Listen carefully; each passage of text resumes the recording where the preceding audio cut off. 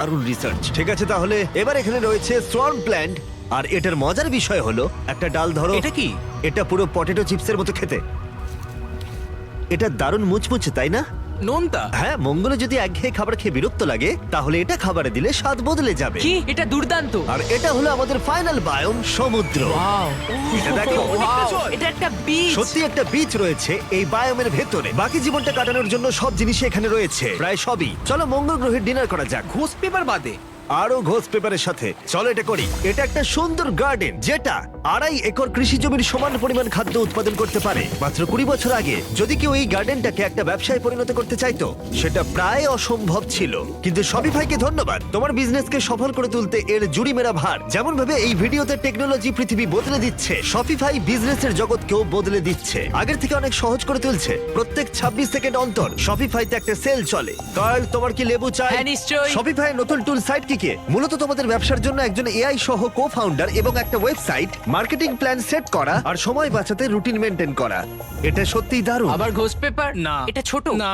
বাস্কেটে না। আছে। আর যেহেতু আমরা লেবু আর ঘোষ পেপারের উপর নির্ভর করতে পারি না, মার্সে আর একটা জিনিস আছে, কাল্টিভেটেড চিকেন। আপসাইড ফুডস এর পক্ষ থেকে এই চিকেন কোনো মুরগিকে হত্যা করে না। এই বায়োস্ফিয়ারে তোমরা যা যা দেখছো এই ভিডিওতে, হয়তো কারোর কাছে এই আইডিয়াটা ছিল। শপিফাইকে ধন্যবাদ, তোমরাও এভাবে নিজের ভবিষ্যৎ গড়ে তুলতে পারো। তোমার মাথায় যা যা আইডিয়া রয়েছে তা বাস্তবে নিয়ে আসতে পারো। এই কিউআর কোডটা স্ক্যান করে অথবা shopify.com/mrbeast এ গিয়ে তোমার স্বপ্নের বিজনেসকে সফল করে তুলতে পারো। তোমরা ঘুমোতে যাওয়ার আগে আজকে এটা করে নিতে পারো। এটা খুবই অদ্ভুত যে এগুলো সবই ভবিষ্যতের টেকনোলজি, কিন্তু খুব বেশি দূরে নেই। যেমন যদি কোনো মহিলা নোলানের সাথে কথা বলে আর তার যদি একটা বাচ্চা থাকে, তাহলে সেই বাচ্চাটা ভবিষ্যতে একদিন মঙ্গলে বড় হতেই পারে। এই ভিডিওটা কিন্তু অনেকটা রিচ পাবে। আচ্ছা, বাচ্চার অংশটা বাদ দিয়ে দেবো। তোমরা এখানে যা যা দেখছো সেগুলো মঙ্গলে ম্যাজিক্যালি টেলিপোর্ট হয় না, সেগুলো ওখানে রকেটে করে পাঠাতে হবে। আর এখনো পর্যন্ত সেই রকেট শিপটা হলো স্টারশিপ, $1 বিলিয়ন ফিউচারিস্টিক টেক, যা সম্ভব হয়েছে স্পেসএক্স এর দ্বারা, যারা আমাদের এখানে ইনভাইট করেছে মার্সে অনেক স্টারশিপ লঞ্চ করতে দেখতে, মানব জাতিকে অন্য গ্রহের বাসিন্দা করে তুলতে। স্টারশিপ এখানে তৈরি করছে বিশ্বের অন্যতম বৃহৎ বিল্ডিং। ওদের এত বড় বিল্ডিং কেন প্রয়োজন পড়ে? সাধারণত র মেটেরিয়াল এক প্রান্তে আসে আর রকেট শিপ তৈরি হয় অন্য প্রান্তে। ওটার মতো?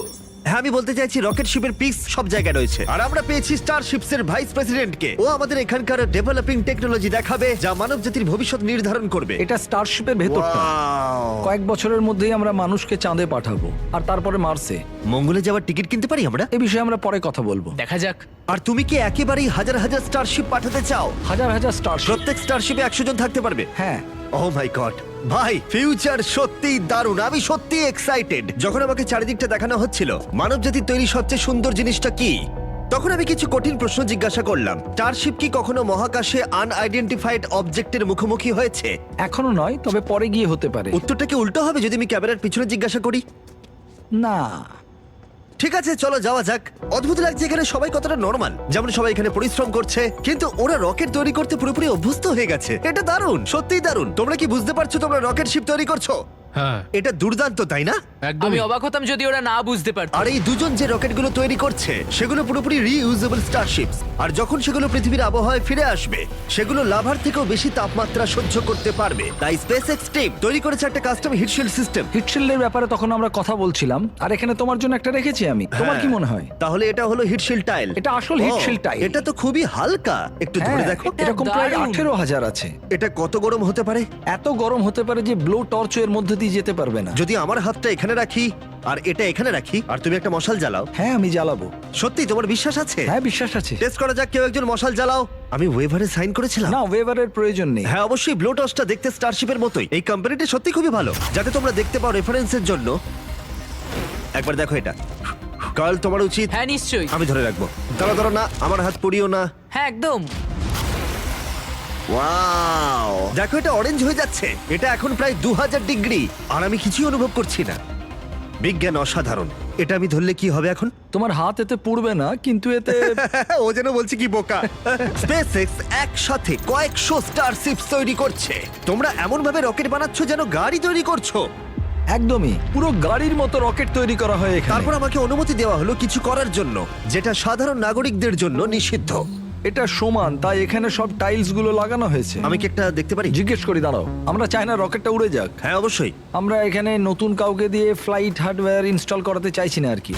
এখানে আছে হচ্ছে হিট শিল্ড টাইল, আমরা ঠিক আছে। এটাকে ওর উপরে রাখলাম, পাশগুলোকে ভাঁজ করে নিয়ে এটা উপরে রাখবো। হ্যাঁ। মানে চাইলে তুমিও করতে পারো, ও তাই নাকি? কিন্তু এটা একবারই করতে পারবে, ও। বারবার করা যাবে না। তাই ও। তুমি যদি ভুল করো তাহলে এটা পুরোপুরি নষ্ট হয়ে যাবে। সত্যি? হ্যাঁ, চাপ নিও না। এটা একটু বেশি চাপের চলো মনে তাহলে হচ্ছে। করা যাক। আমি তাহলে রকেট ইঞ্জিনিয়ার। তুমি যদি ঠিক করে বসাও তাহলে এটা স্পেসে হ্যাঁ। উড়ে যাবে, আর না পারলে তোমাকে এটা খুলে খুব ফেলতে হবে। খারাপ। হ্যাঁ, এটা অবশ্যই না, ভুল ভুল হলো। করছো তুমি। হয়তো এর রকেট সায়েন্সের প্রয়োজন। এবার তুমি এটা ঠেলতে পারো। শুধু একটু নামাবো। এই তো হয়েছে, এই তো। ঠিক আছে, তুমি পেরেছো। এবার আমি টাইলে সাইন করছি এমবি মিস্টার বিস্ট। কিন্তু কোনো কারণে যদি এই টাইলটা রকেটটাকে ধ্বংস করে দেয়, তোমরা যা যা দেখছো সবটাই এআই, কোনোটাই আসল নয়। আসল প্রমাণ করতেই পারবে না। আমি সাক্ষী রয়েছি। তুমিও তাহলে এআই। আর যদি এটা বিস্ফোরিত হয়, এই $1 বিলিয়ন রকেট কারখানা যতই বিশাল হোক না কেন, এটা স্টারশিপের ফাইনাল স্টেপের তুলনায় অনেকটাই ছোট। ঠিক এরকম স্টারশিপ বড় হয়। যা যা দেখানো হয়েছে সবকিছু মিলে যখন এটা তৈরি হয়ে যায়, ক্যামেরা ঠিকমতো পুরো জিনিসটাকে ধরে উঠতে পারছে না। এই জিনিসটা আসলে বিশাল। খুব সম্ভাবনা আছে তুমি একদিন রকেটে করে উড়ে যাবে অন্য কোনো একটা গ্রহতে। এটা দারুণ। আর আমাদের স্টারবেস ট্যুরের শেষে বাকি স্টারশিপস গুলো আমাদের দেখতে নিয়ে গেল, যেগুলো স্টারবেস ক্যাম্পাসে মহাকাশে যাওয়ার জন্য তৈরি ছিল। সোশ্যাল মিডিয়া আর নিউজ যখন ভবিষ্যৎ নিয়ে আতঙ্ক তৈরি করতেই পারে, কিন্তু সত্যি বলতে এই ভিডিওতে আমি যা দেখলাম তা আমাকে আশা দিয়েছে। বায়োটেক ডেভেলপমেন্ট প্রতিবন্ধী ব্যক্তিদের কাছে নতুন এক জগৎ খুলে দিয়েছে, আর একটা নতুন জীবনের সুযোগও। যে গাড়িগুলো আকাশে উড়ে যায়, গোটা বিশ্বের পরিবহনে নতুন মাত্রা এনে দিয়েছে। রয়েছে ডিএনএ টেকনোলজি, যা প্রাণীদের দুর্ভোগ এবং বিলুপ্তির হাত থেকে রক্ষা করে। অন্য গ্রহে বাস করতে শেখা, আর সেখানে কিভাবে পৌঁছতে হয়। মানবজাতিকে সেখানে নিয়ে যাওয়া যেখানে পৌঁছানো মানবজাতি একসময় অসম্ভব বলে মনে করত। আর যদি আমাকে জিজ্ঞাসা করো, একটা দারুণ ভবিষ্যৎ অপেক্ষা করছে।